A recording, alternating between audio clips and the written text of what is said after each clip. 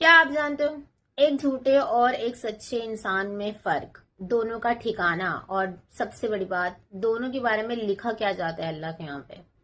تو حدیث میں آتا ہے، آپ صلی اللہ علیہ وسلم فرماتے ہیں جھوٹ سے بچو، بلا شبہ جھوٹ گناہ کی طرف لے جاتا ہے اور گناہ جہنم میں پہنچانے والا ہے۔ بلا شبہ جو انسان جھوٹ بولتا ہو اور جھوٹ ہی کے در پہ رہتا ہے تو بالآخر اللہ کے یہاں وہ کذاب یعنی کہ انتہائی جھوٹا لکھ دیا جاتا ہے۔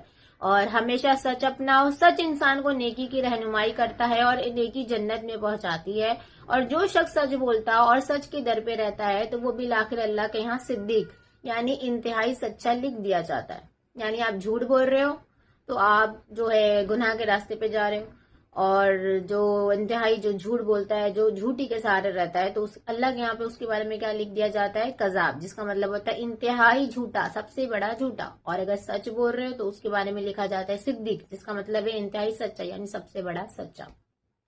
اور دونوں کا ٹھکانہ پتہ چل گیا، جو سچ بولتا ہے اس کے لیے تو جنت، اور جو جھوٹ بولتا ہے وہ تو پھر گیا کام سے، اس کا جو ہے ٹھکانہ کیا ہوگا؟ جہنم۔ ہم نے پتہ ہے کیا کر کے رکھا ہے؟ ہم نے ہماری زندگی کو نا اتنا ہلکے میں لے لیا ہے نا کہ ہم بس یہاں پر آئے ہیں، کھائیں گے، پیئیں گے، کمائیں گے، فیملی بنائیں گے اور پھر ایک دن مر کے چلے جائیں گے۔ ہر مسلمان کا فرض ہے، اللہ تعالیٰ نے انسان اور جناتوں کو جو مخلوقات بنائی ہے نا وہ اس کی عبادت کے لیے بنائی ہے کہ ہم اللہ کی عبادت کریں، اور جھوٹ بولنا اللہ کی عبادت میں نہیں آتا۔ سچ بولنا ضرور عبادت میں کاؤنٹ ہوگا، کیونکہ ہم اللہ کی رضا کے لیے سچ بول رہے ہیں، چاہے ہمارا نقصان ہو۔ یہاں تو لوگ اپنا مال بیچنے کے لیے جھوٹ، کچھ خریدنے کے لیے جھوٹ، کچھ کمانے کے لیے جھوٹ، کچھ کام کرنے کے لیے جھوٹ، کام پانے کے لیے جھوٹ، ساری زندگی تو آپ نے جھوٹ پر رکھ دی ہے۔